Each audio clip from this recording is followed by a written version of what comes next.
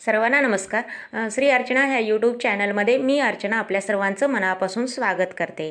तर श्रावणाचं महत्त्व तर आपण सांगायला बसलं तर व्हिडिओ अपुरा होतो आणि शब्द पण अपुरे आहेत. तर थोडक्यात मी सांगते की श्रावण महिना म्हणजे शिवभक्तासाठी पवित्र पर्वणीच आहे. तर शिवभक्तासाठी हा पवित्र महिना आणि म्हणजे महादेव शिवाला समर्पित पण आहे.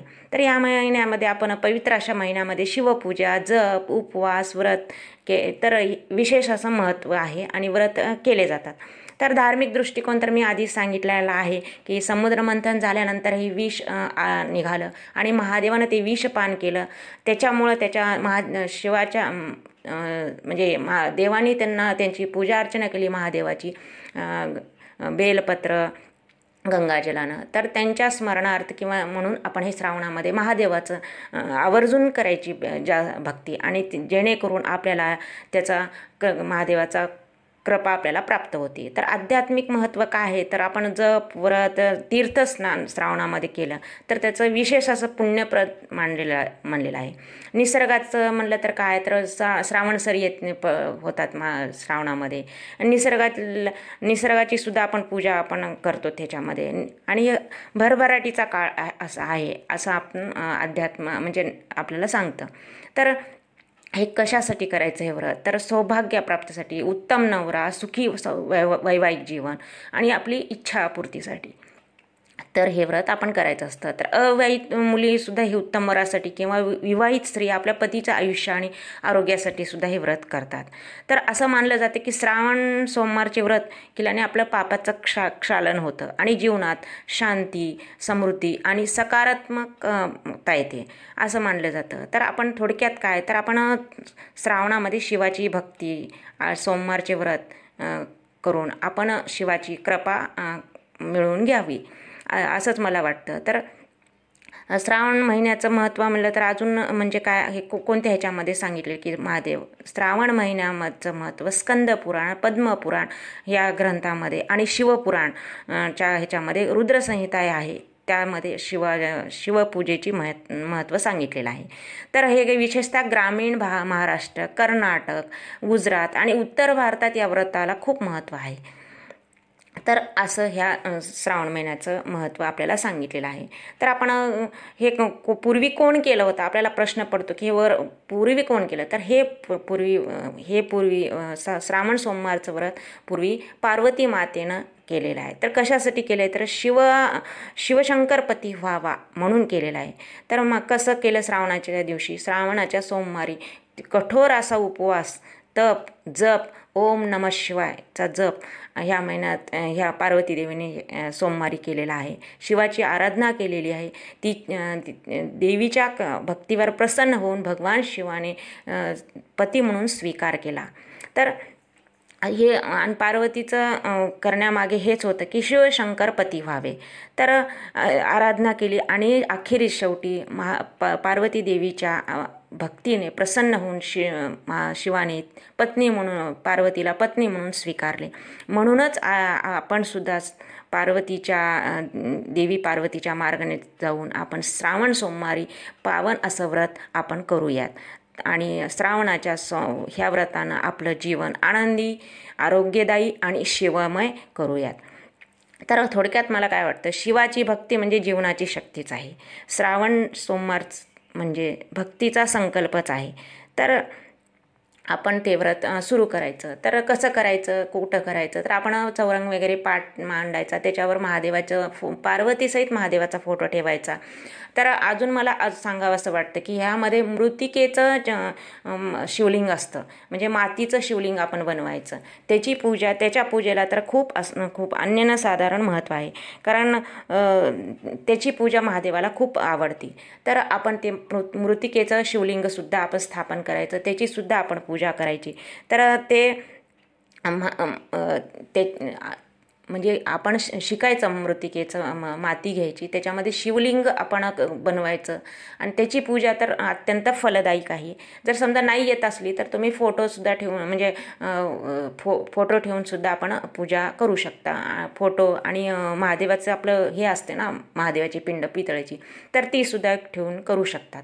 तर त्याच्यानंतर आपण फुलं वगैरे सगळं आपण महादेवाला पांढरे फुलं आवडतात, तर पांढरे फुलं त्या दिवशी आपण आणायचे आणि त्याच्या पांढऱ्या फुलांना आपण त्याची महादेवाची पूजा अर्चना करायची. पंचामृत असतं, पंचामृत महादेवाला गंगाजल पंचामृत. पंचामृत म्हणजे काय, दही, दूध, तूप, साखर, मध, तर पंचामृताने पूजा आपण करायची महादेवाला. आणि पांढरं फूल तर मी सांगितलेलंच आहे की ते महादेवाला फार आवडतं. बेलपत्र 108 बेलपत्र आपण त्या दिवशी महादेवाला वाहायचे. महादेवाला बेलपत्र तर अत्यंत प्रिय आहेत. तर ते अशा पद्धतीने आपली महादेवाची आपण पूजा, धोत्र्याचं फूलसुद्धा त्या दिवशी महादेवाला वाहिलं जातं. तर आपल्याला जे म्हणजे थोडंफार प्रत्येकाला माहीतच असते की महादेवाला कोणते कोणते फुलं आवडतात, तर ते फुलं आपण आणून त्याची पूजा अर्चना करायची. यथासांग पूजा खूप अशी सुंदर मांडायची की जेणेकरून आपल्याला ती छान वाटायला पाहिजे, आपल्याला ती प्रसन्न वाटायला पाहिजे. तर थोडक्यात ह्या पूजेनं काय होतं, तर आपलं आयुष्यभर आपल्याला सुख, शांती, आरोग्य लाभतं. विवाहात अडथळे येत असलं तर विवाहात अडथळे दूर होतात, आर्थिक समृद्धी होते आणि आपल्या सर्व पापाचं क्षालन आणि मोक्षप्राप्तीचा मार्गसुद्धा आपल्याला ह्या व्रतानं मिळू शकतो. तर असं अत्यंत असं फलदायी असं व्रत आहे महादेवाचं व्रत. तर आपण 4 सोमवार हे व्रत करायचं. तुम्ही 12 महिने नका करू, पण श्रावणातले 4 सोमवार तर आवर्जून करावं. तसं तर 12 महिनेसुद्धा करतात, पण आपल्याला तब्येतीनं नाही झालं तर 4 सोमवार तर आवर्जून हे व्रत करावं. तर श्रावणातल्या पहिल्या सोमवारी आपण पूजा सगळी व्यवस्थित झाल्यानंतर आपण माळा वस्त्र व्हायचं. माळा वस्त्र करताना आपण त्याच्यामध्ये हळदी कुंकाचा जास्त वापर करायचा नाही. पांढरं महादेवाला आवडतं म्हणून पांढऱ्याच ठेवायचं आपण वस्त्र माळेला. आणि आपण स्वतः पांढरी साडी, पांढऱ्या बांगड्या घालायचं पूजा करताना, कारण महादेवाला पांढरं आवडतं. तर केल्यानंतर आपण पहिल्या सोमवारी आपण शिवामूठ तांदळाची करायची. शिवामूठ म्हणजे काय, आपण मूठ करायची आणि तांदळाची, आणि ते तांदूळ आपण पूर्ण तांदूळ घ्यायचे. तांदळाचा थोडा तुकडासुद्धा आपण शिवामुठीसाठी नाही घ्यायचा. तर शिवामूठ घ्यायची आणि शिवा शिवा महादेवा माझी शिवामूठ ईश्वरा देवा, सासू सासऱ्या दिरा जावा नंदाच नावडती आहे आवडती कर रे देवा, असं म्हणून आपण तांदूळ वाहायचे. असं ह्या कथेमध्ये म्हणजे चातुर्मासाच्या कथेमध्ये सांगितलेले शिवामुठीची जी आहे कहाणी ती आपण वाचायची त्या दिवशी. तर पहिल्या सोमवारी तांदूळ शिवमुठीला घ्यायचं, दुसऱ्या वेळेस तीळ घ्यायचं, तिसऱ्या वेळेस जवस घ्यायचं आणि तिसऱ्या वेळेस मूग घ्यायचं आणि चौथ्या वेळेस जवस घ्यायचं. तर असं शिवामुठीसाठी आपण घ्यायचं. आणि 5वं आलं तर सातू घ्यायचं. असं शिवामुठीसाठी आपण धान्य घ्यायचं. आणि हे शिवामूठ आवश्यक आहे. शिवामूठ ही महादेवाच्या श्रावणामध्ये करायचीच असते आणि करावीच ती. तर असं व्रत आहे ते आपण आवर्जून करावं आणि वेळात वेळ काढून आपण हे व्रत करावं असं मी महिला वर्गांना सांगते. तर त्यामध्ये अजून एक आहे की आपण त्या दिवशी चहा कॉफी घ्यायची नाही असं अध्यात्मामध्ये सांगितलेलं आहे. तर आपल्याला त्या दिवशी दूध आपण घेऊ शकतो साखर टाकून. तर अशा पद्धतीनं आपण व्रताचं उद्यापनसुद्धा करायचं. एखाद्या आपण उद्यापनसुद्धा करू शकतात. कोणी हे 12 महिने श्रावणातले सोमवार 12 महिने करतात, म्हणजे जर श्रावणामध्ये करतात. जर आपल्याला उद्यापन करायचं असलं तर उद्यापनसुद्धा आपण करू शकतो.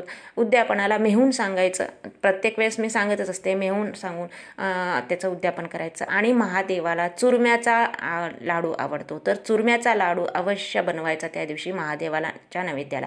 तर उद्यापनाला सुद्धा आपण चुरम्याचाच लाडू 16 सोमवारला करतात, पण श्रावणातल्या सोमवारीसुद्धा चुरम्याचाच लाडू करावं असं मला तरी वाटतं, कारण मी करत असते. तर आपल्याला आवडलं तर तुम्ही करा, नाहीतर किंवा एखादा गोड स्वीट पदार्थ तुम्ही करू शकतात. तर अशा पद्धतीनं आपण हे व्रत करायचं. आणि पार्वती देवीने हे व्रत सुरू केलेलं आहे. पार्वती देवीला पहिल्यांदा हे व्रत पार्वती देवीने केलेलं आहे आणि त्याच्यामुळं आपण सुद्धा हे व्रत करावं असं आपल्याला वाटतं आणि ही परंपरा चालू राहावी असंच मला मनापासून वाटतं. तर आपला व्हिडिओ थोडासा मोठा होत आहे, तर इथंच मी म्हणजे अशा पद्धतीनं आपण व्रताचं उद्यापन करायचं. आणि शेवटी मला हे सांगावं असं वाटतं की श्रावण सोमवारच्या पवित्र दिवशी आपण महादेवाची भक्तिमय अर्चना करावी आणि आपली शंकराची कृपा आपण प्राप्त करून घ्यावी आणि प्राप्त करण्याचा आपण प्रयत्न करावा, हेच मला वाटतं. हर हर महादेव. तर माझा व्हिडिओ लाईक करा, शेअर करा आणि सबस्क्राईब करायला विसरू नका. माझा व्हिडिओ संपूर्ण पाहिल्याबद्दल मनापासून धन्यवाद.